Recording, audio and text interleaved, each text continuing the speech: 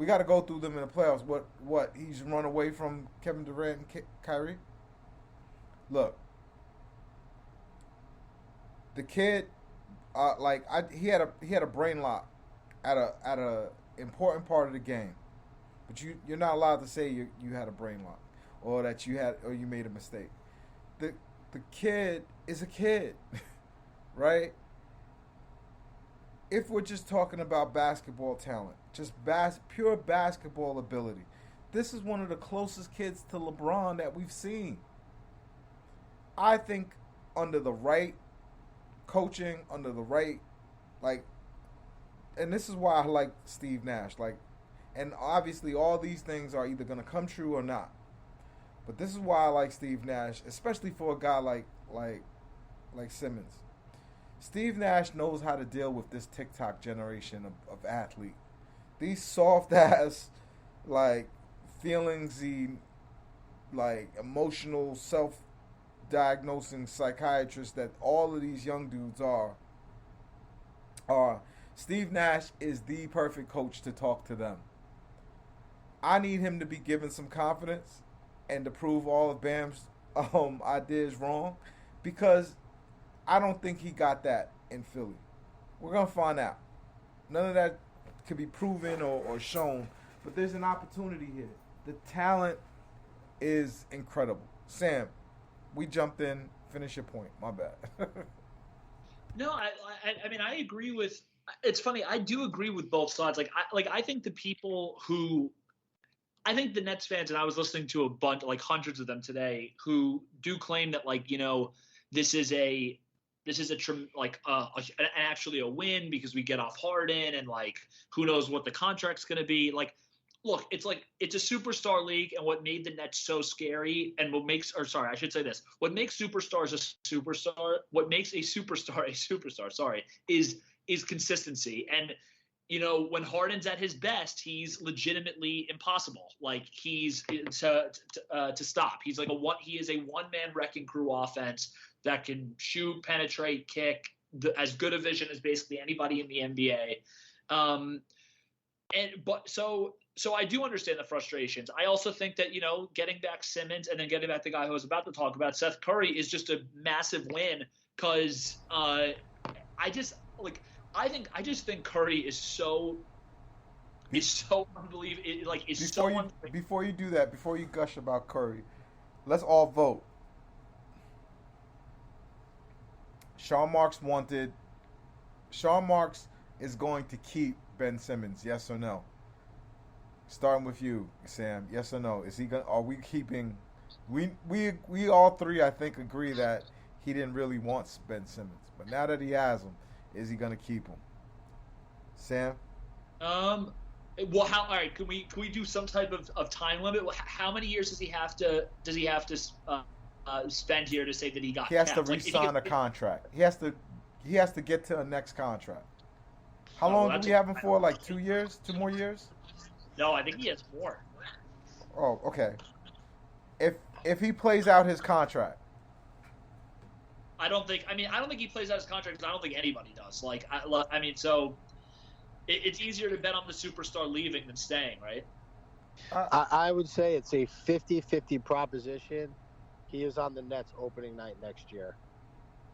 Okay, and I will tell you that I disagree with you guys, but you guys obviously outnumber me on this one.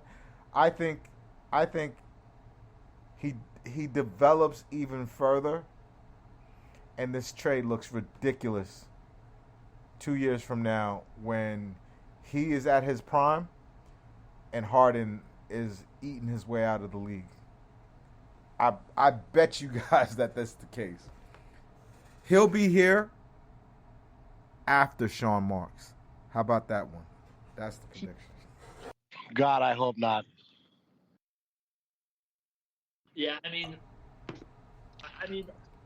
I tell you what, I don't even see anything on the buyout market. Maybe San Schroeder that really appeals to the Nets. They've got 5 centers and 3 rookies on. There's a lot of dead weight on this damn team. And maybe Gary Harris we could get. I mean, I was shocked they couldn't. none of these guys, none of the. First of all, they gotta get Gary Harris. Gary Harris is a guy that Philly would get because Sean Marks is asleep at the wheel. We have to get Gary Harris. He should be talking to Gary Harris's people right now, even though he hasn't even been released yet. I mean, but they can't even think about it. I mean, they still have to cut. They still have to cut. They would then need to cut 3 guys. I mean, like that's why. I mean, it's now 4:00, so I'm assuming we're updating this in live time. Like I'm assuming that nothing's gonna change. But like I don't even know how these trades go through because they have at least they're at least over the roster spot by 1, which means someone has to get cut. And if they want to convert Kessler, which we know they have to, then another person has to get cut. And if they want to get a buyout person, then another person has to get cut. So, all right, I'm intrigued. Would think like Javon. I'm intrigued though. Like, who gets cut? Sam James and Matt Johnson. I think probably James Johnson. I don't think. I mean, I feel like they can't cut Bembry. Like.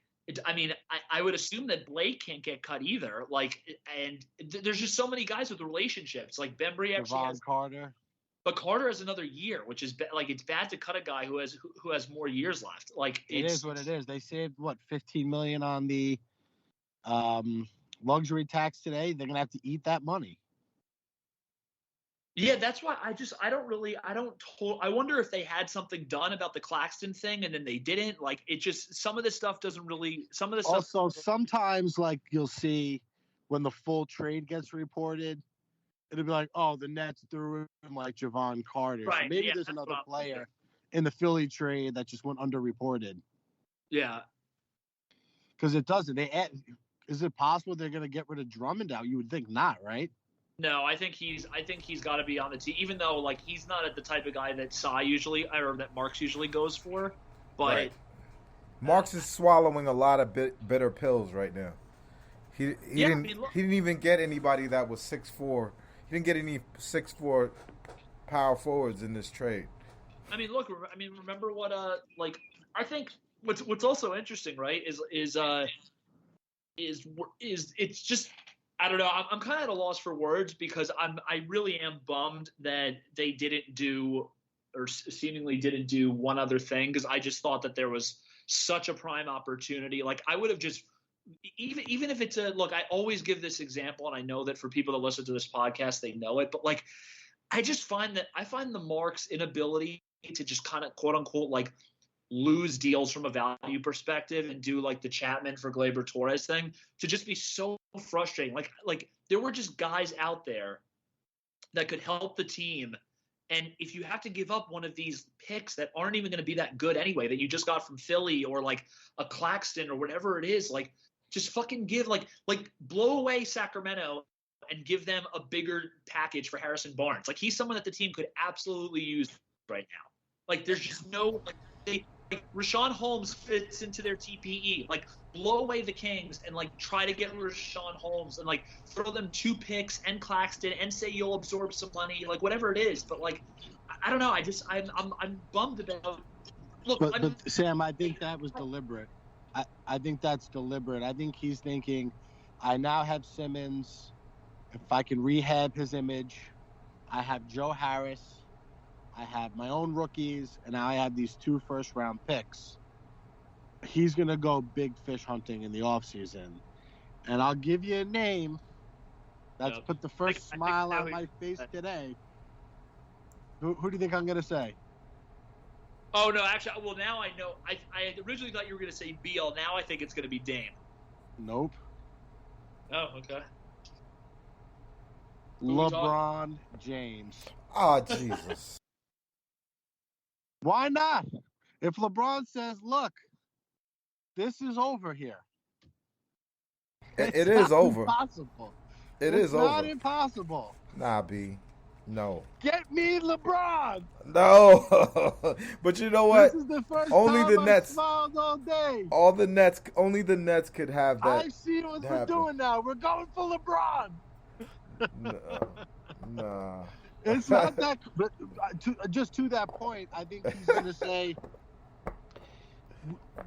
why I'm not going to settle for Harrison Barnes right now. Right.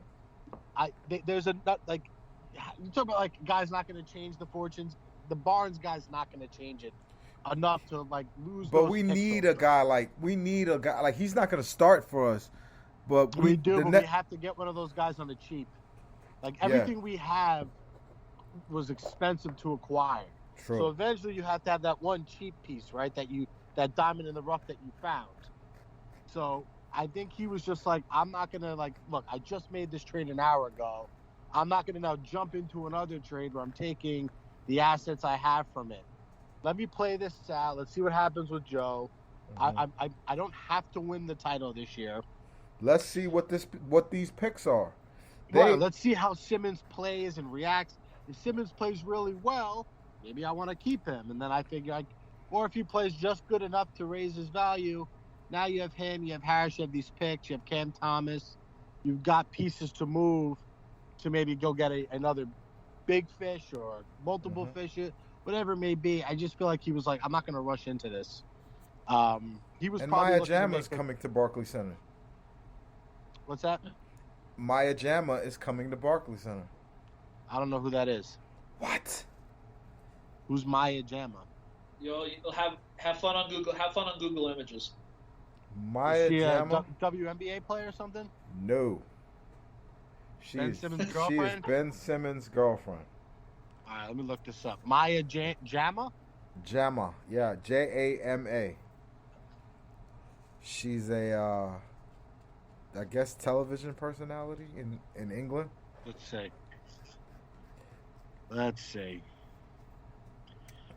Mark's first image is small, but I'm liking what I see. Yeah, I like that. Hey guys, I'm gonna hop off here. Yeah, she's very attractive. Yeah, she's something else. But I think there's a chance, Sam, that a deal just didn't make it over the line with Claxton. They haven't been playing him. They've been keeping him out. I think they had something cooking and it fell through.